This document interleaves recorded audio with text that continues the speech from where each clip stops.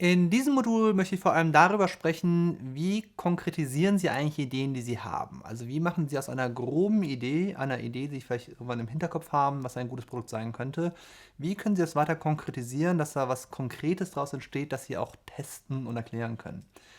Und ich möchte hier im Besonderen auf ein ganz bestimmtes Verfahren eingehen, das ist die Conjoint-Analyse. Und die Content-Analyse, da bin ich mir ziemlich sicher, wenn Sie später mal im Beruf landen, vor allem wenn Sie in einem Produktunternehmen arbeiten oder einem sehr technisch getriebenen Unternehmen, das ist ein Verfahren, das Ihnen sicherlich über den Weg laufen wird im Zuge der Produktentwicklung, weil es ein sehr gutes Tool ist, das Ihnen erlaubt, eine ganze Menge interessanter Fragen zu beantworten. Und was ist die Grundannahme der Conjoint-Analyse? Also die Conjoint-Analyse sagt, Produkte sind Bündel von Eigenschaften. Also das, was wir als ein Produkt bezeichnen, ist im Grunde genommen nichts anderes als Zusammensetzung von verschiedenen Eigenschaften, die jeweils einen unabhängigen Nutzenbeitrag haben. Also nehmen Sie das Auto. Ein Auto zeichnet sich aus durch Geschwindigkeit, Verbrauch, Gewicht, Design, Marke und so weiter und so fort. Also verschiedene Eigenschaften. Und all diese Eigenschaften zusammen ergeben einen bestimmten Nutzen X, für den der Kunde dann vielleicht bereit ist, den bestimmten Preis zu bezahlen oder halt auch nicht. Aber aus Sicht des, und das mag jetzt vielleicht trivial erscheinen, diese Überlegung, aber der wichtige Punkt ist, dass Kunden in der Regel sehr gut sagen können, also dieses Auto mit all seinen Eigenschaftsausprägungen, das gefällt mir. Was Kunden aber sehr schlecht können, worin wir sehr, sehr schlecht sind, ist zu erklären, wie dieses Urteil zustande kommt. Also ich kann Ihnen ein schönes Auto zeigen, also meinetwegen ein Audi A3 oder ein BMW 7. Und Sie können sagen, gefällt mir nicht. Das können Sie wahrscheinlich sehr gut oder sehr genau sagen. Sie können mir aber nicht sagen, naja, also in dieses Urteil gefällt mir, fließt das Design zu einem Prozentsatz X ein oder der Preis oder der Verbrauch. Also Sie können Ihr Gesamturteil wahrscheinlich sehr schlecht in Einzelurteile aufspalten. Ich könnte Sie fragen, ich würde wahrscheinlich auch eine Antwort bekommen, aber wahrscheinlich wäre diese Antwort relativ sinnlos. Und aus Sicht eines Unternehmens ist natürlich relativ ärgerlich, weil genau das möchte ich ja wissen, vor allem im Sinne einer Ressourcenallokation, im Sinne auch eines effizienten Entwicklungsprozesses. Also, ich möchte ja wissen, wenn ich ein neues Auto auf den Markt bringe, Entschuldigung, ein Auto auf den Markt bringe, möchte ich ja wissen, worin muss ich eigentlich investieren. Also ich versuche den Verbrauch zu erhöhen oder kann ich mir das Geld sparen und es ins Design des Autos stecken? Oder ist Design, Verbrauch, ist alles in Ordnung? Das Einzige, was mir fehlt, ist eine gute Marke. Also meine Marke, wenn ich das so positiv wahrgenommen. Ich sollte mein ganzes Geld eigentlich eher in den Aufbau der Marke investieren. Und das sind die Dinge eigentlich, die Sie wissen wollen, weil es Ihnen dann erlauben wird, den ganzen Entwicklungsprozess sehr effizient zu gestalten. Und das ist das Wunderbare an der Conjoint-Analyse. Also, die Conjoint-Analyse sagt, also sie sagt es ja nicht selber, sondern es ist ein statistisches Verfahren. Aber was in der Conjoint-Analyse passiert, ist, als Kunden kriegen sie Produkte gezeigt. Und das Einzige, was sie sagen müssen, ist, gefällt mir oder gefällt mir nicht. Das ist die einzige Frage, die ihnen gestellt wird. Und aufgrund des statistischen Verfahrens der Conjoint-Analyse können Unternehmen nachher daraus schließen, naja, welche Eigenschaften sind ihnen eigentlich wichtig? Oder welche Arten von Eigenschaften haben ihr Urteil eigentlich getrieben? Und ich möchte mit Ihnen jetzt ein Beispiel der Conjoint-Analyse durchgehen, also eher das Anwendungsbeispiel, nicht so sehr die Mathematik, die dahinter liegt. Die ist auch nicht ganz so trivial. Die können Sie aber bei Bedarf oder bei Interesse auch im Internet oder in Büchern nachlesen. Und um die Conjoint-Analyse durchzuführen, haben wir 5 verschiedene Schritte, die ich jetzt auch im Einzelnen besprechen werde. Also als erstes legen Sie die Merkmale fest, Sie legen ein Erhebungsdesign fest, führen die Datenerhebung durch, schätzen die Nutzenwerte und interpretieren nachher die Nutzenparameter. Gut, erster Schritt und sicherlich einer der wichtigsten Schritte ist die Festlegung der Merkmale und Merkmalsausprägungen. Also nochmal, Sie wollen ja wissen, welche Merkmale sind für eine Kaufentscheidung wirklich wichtig. Bedeutet im Auto zum Beispiel Verbrauch, Design, Getriebe, Geschwindigkeit, Preis und so weiter und so fort. Also als erstes müssen Sie die Merkmale festlegen, von denen Sie glauben, dass sie wirklich wichtig sind. Und in der Regel bedeutet das in der Regel auch, dass Sie den Preis mitnehmen. Ja, also Sie definieren alle Merkmale, die Ihnen wichtig sind, und Sie sollten auf jeden Fall immer den Preis mitnehmen, weil der Preis ja auch eine Restriktion für Sie darstellt. Also Sie können ein Produkt natürlich immer besser machen. Der Nachteil ist, dass es dadurch wahrscheinlich teurer wird und der Preis sozusagen das negative Merkmal auf Seite des Kunden ist. Also es ist das Opfer, das Kunden ja bringen müssen, um ihr Produkt zu kaufen. Zweiter Punkt. Also, das war also für die Merkmale, die für die Kaufentscheidung wichtig sind. Zweiter Punkt, Merkmale sollten durch das Unternehmen beeinflussbar sein. Also eine Conjoint-Analyse macht nur dann Sinn, sofern es sich um Merkmale handelt, die nicht nur aus Kundensicht wichtig sind, sondern die Sie als Unternehmen auch beeinflussen können. Denken Sie zum Beispiel an Elektroautos. Verkaufen sich bisher nicht ganz so gut in Deutschland, wenn man ehrlich ist. Und das hat viele, viele Gründe. Ein Grund kann aber auch sein, dass es um die Infrastruktur für Elektroautos nicht zum Besten bestellt ist. Also selbst wenn ich habe keins, aber selbst wenn ich eines hätte, wäre ich wahrscheinlich manchmal überfordert mit dem Aufladen dieses Autos, weil ich weiß gar nicht, wo ich in der Stadt dieses Auto immer und schnell aufladen soll. Also sprich, Infrastruktur ist ein wichtiges Thema. Aus Sicht eines Automobilherstellers ist das aber nicht etwas, was sie im Griff haben. Also sie wissen, dass es wichtig ist für den Kauf, für ihre Kunden. Aber es sei denn, sie wollen die ganze Stromversorgung in Deutschland modernisieren und sicherstellen, haben sie dieses Thema nicht im Griff. Also es macht keinen Sinn, das in ein entscheidungsorientiertes Verfahren wie die Conjoint-Analyse mit einzubinden in dem Fall. Dritter Punkt. Merkmale sollten weitestgehend unabhängig voneinander sein. Also sprich, der Nutzen eines Merkmals hängt nicht von der Ausprägung eines anderen Merkmals ab. Ja, das ist ein ganz wichtiger Punkt, weil sie unterstellen bei der Conjoint-Analyse eine additive Nutzenfunktion. Ja, wichtiger Punkt, additive Nutzenfunktion. Bedeutet, jedes Merkmal trägt unabhängig von allen anderen Merkmalen zum Gesamtnutzen bei. Und in dem Moment, wo die Merkmale abhängig voneinander sind, ist diese additive Nutzenfunktion ist die verletzt und dann kriegen Sie Probleme nachher bei der Berechnung der Nutzenparameter. Vierter Punkt. Alle Merkmale sollten in gewissem Umfang durch andere Merkmale kompensiert werden können. Also anders gesagt, keine K.O.-Kriterien. Ja? Und das ist deswegen wichtig, weil sobald Sie ein K.O.-Kriterium haben und das Kriterium nicht erfüllt ist, naja, dann nutzt es Ihnen auch nichts, wie die ganzen anderen Merkmale des Produktes aussehen, weil die Basisvoraussetzung nicht erfüllt wird. Also nehmen Sie das Thema Fliegen. Was ist wichtig beim Fliegen? Na, ich glaube, das Wichtigste ist, dass Sie tatsächlich von A nach B kommen. Also, dass Sie in A einsteigen und tatsächlich auch in B ankommen. Das ist ein K.O.-Kriterium, würde ich hoffen, ja, für die meisten von uns. Also sprich, egal welche Merkmale Sie sonst noch in einen Flug reinbauen, also Entertainment, Essen, Pünktlichkeit, Geschwindigkeit, alles, was man sich vorstellen kann, solange dieses Merkmal Sicherheit nicht erfüllt ist, spielt das alles keine Rolle. Ja, also dieses K.O.-Kriterium macht keinen Sinn, das mit reinzunehmen, weil es als eine Grundvoraussetzung ist, um überhaupt im Markt agieren zu können, sollte deswegen nicht Bestandteil der Conjoint-Analyse sein. Und letzter Punkt, da kommen wir drauf, weil die Conjoint-Analyse auch auf einer Kombinatorik beruht, sind sie in den meisten Fällen begrenzt dahingehend, wie viele Merkmale sie auf einmal aufnehmen können. Mehr als 5 bis 8 Merkmale könnten und sollten es nicht sein. Gut, als Beispiel. Ich glaube, es ist alles immer einfacher, an einem Beispiel zu erklären. Und das Beispiel bezieht sich auf Autos und die Frage ist, welche Merkmale sind für den Kauf eines Kleinwagens wichtig? Ich habe jetzt mal hier 4 Merkmale mit jeweils unterschiedlichen Merkmalsausprägungen aufgeschrieben. Das Beispiel haben wir uns ausgedacht, aber kommt der Realität, glaube ich, relativ nah. Also, was sind die 4 Merkmale? Getriebetechnik, Höchstgeschwindigkeit, Motorisierung und Preis. Und diese 4 Merkmale sind dann wieder durch andere unterschiedliche Ausprägungen beschrieben. Also entweder 4-Gang manuell, 5-Gang manuell, 5-Gang Automatik und so weiter und so fort. Und die Frage, also nehmen Sie an, ich würde in der Entwicklung eines Automobilkonzernes arbeiten oder im Marketing und ich würde jetzt wissen wollen, das ist ungefähr das Spielfeld. Also da spielt sich das alles, das weiß ich, dass das zu machen ist und möglich ist. Und ich möchte wissen, welche dieser Kombination hat eigentlich den höchsten Nutzenwert aus der Sicht eines Kunden. Und wenn ich das weiß, das ist toll, weil da habe ich direkt Hinweise für die Produktentwicklung und auch für das Marketing, wo ich meine Aktivitäten konzentrieren muss. Und wie gehen wir jetzt dabei vor?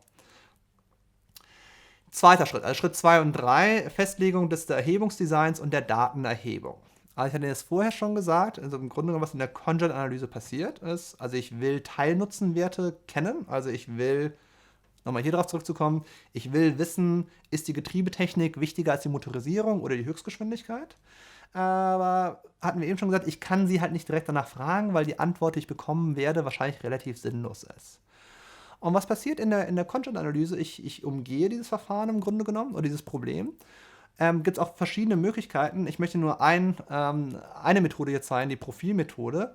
Und was da passiert ist, also Kunden kommen in einen Raum oder sitzen vor einem Rechner Und was ich dann mache oder was ein Algorithmus dann macht, er zeigt den Kunden und den Teilnehmern immer verschiedene Profile möglicher Autos und immer zwei auf einmal. Also in dem Fall, ich hätte Auto 1, zeichnet sich aus durch Getriebetechnik, 4-Gang manuell, 130 Stundenkilometer, 30 kW Dieselmotor zum Preis von 9.000 Euro.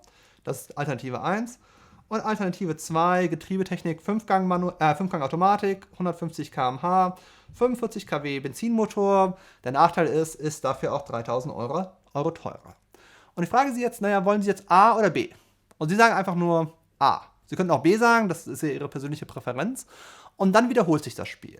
Mit ganz vielen verschiedenen Kombinationen dieser beiden Karten. Und immer sagen Sie A oder B, B oder A, so lange, bis wir eine hohe Anzahl dieser Karten durchgegangen haben.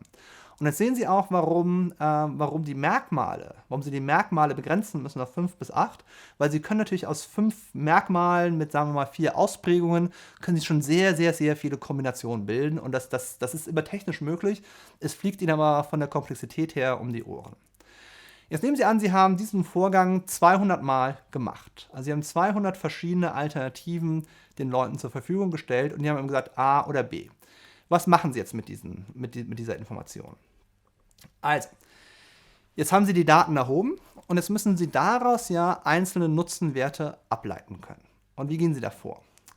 Sie haben eigentlich eine ganz einfache Idee, die dahinter steckt. Also Sie können aus diesen paarweisen Vergleichen können Sie eine Rangordnung festlegen. Also Sie können sagen, das Auto, also 1, 2, 3, 4, 5, 6 und nehmen Sie an, Sie haben insgesamt 100 Autos getestet. Jetzt wissen Sie, welches der Autos, also das war A67, das war A52, das war A2 und als letztes wurde das Auto A15 gewählt.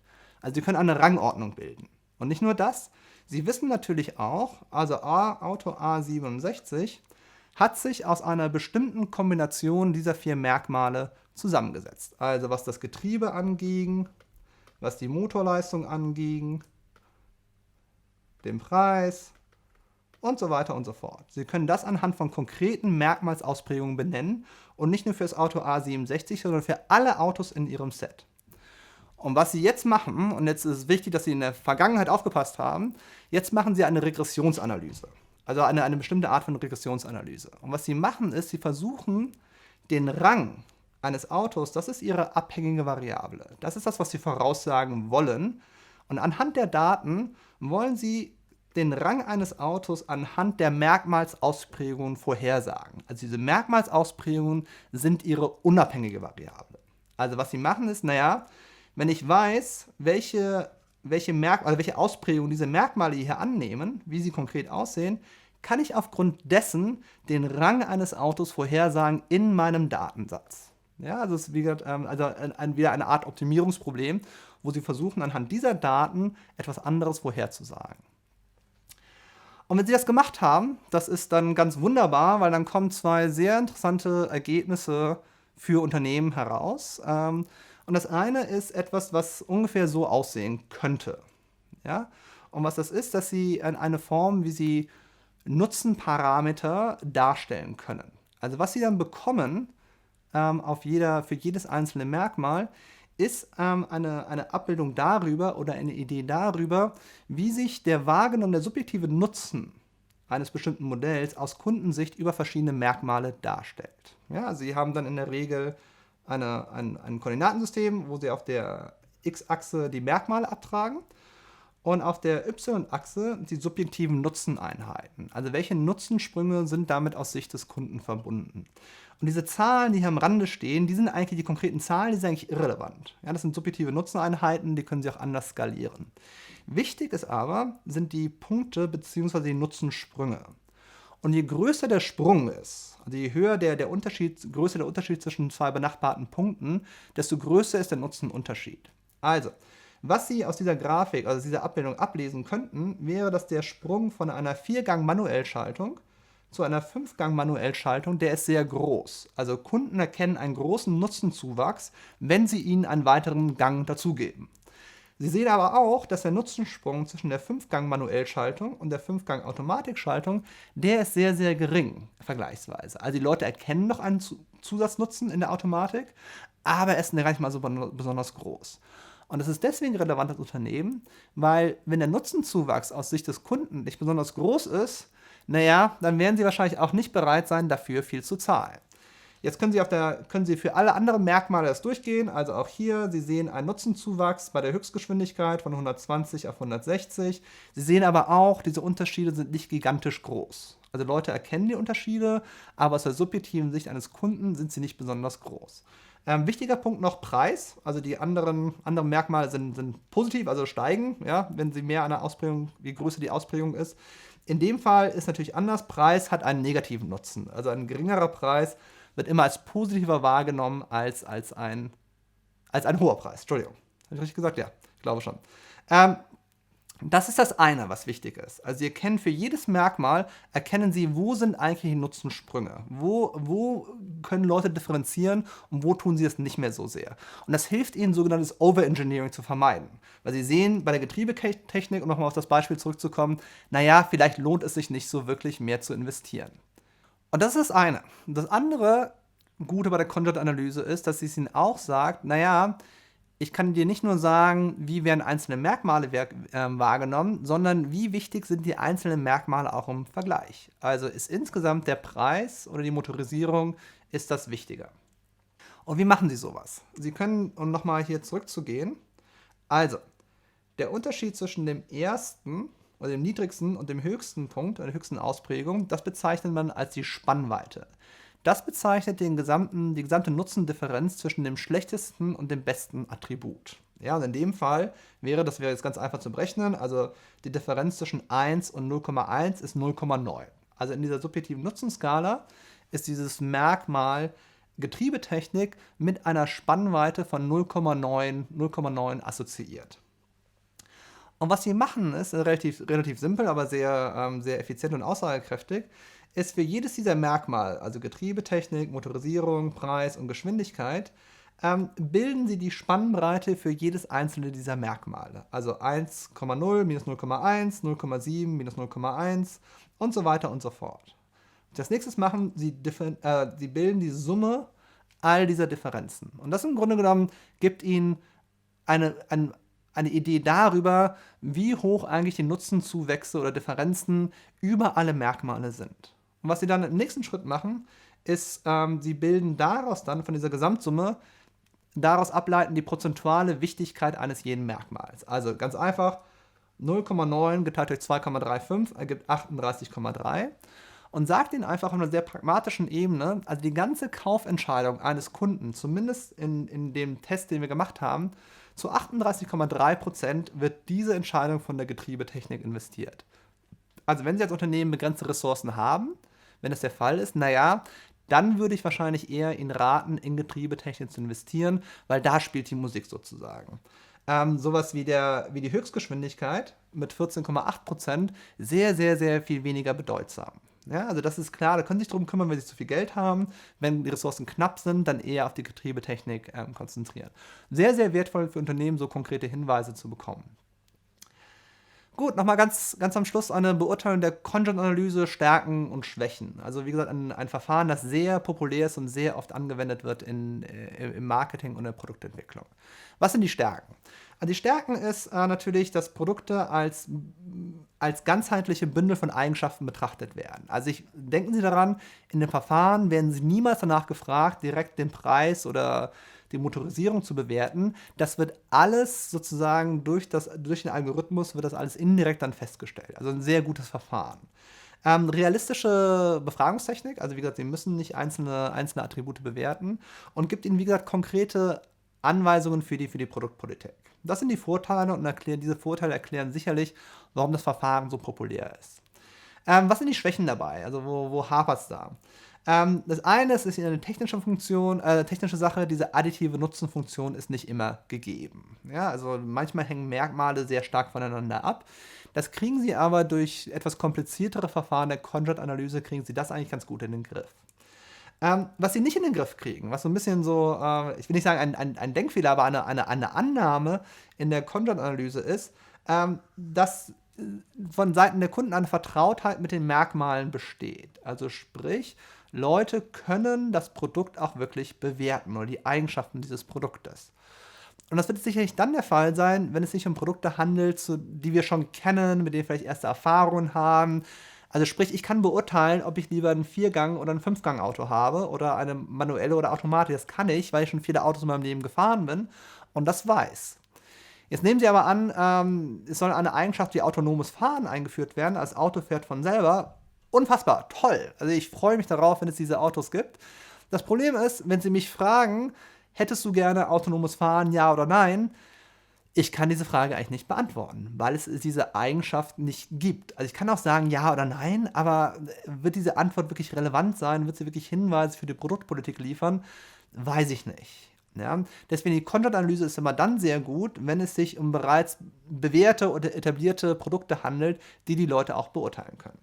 Und das ist auch wieder ein technischer Aspekt, was Sie auch gesagt hatten. Also in der Regel Konzentration auf einige wenige Merkmale nötig, weil Ihnen sonst das Verfahren in der Komplexität explodiert. Das können Sie aber eigentlich auch ganz gut durch kompliziertere Verfahren oder durch die Kontrolle der Stimuli, wie Sie diese Karten zusammensetzen, das kriegen Sie eigentlich ganz gut in den Griff.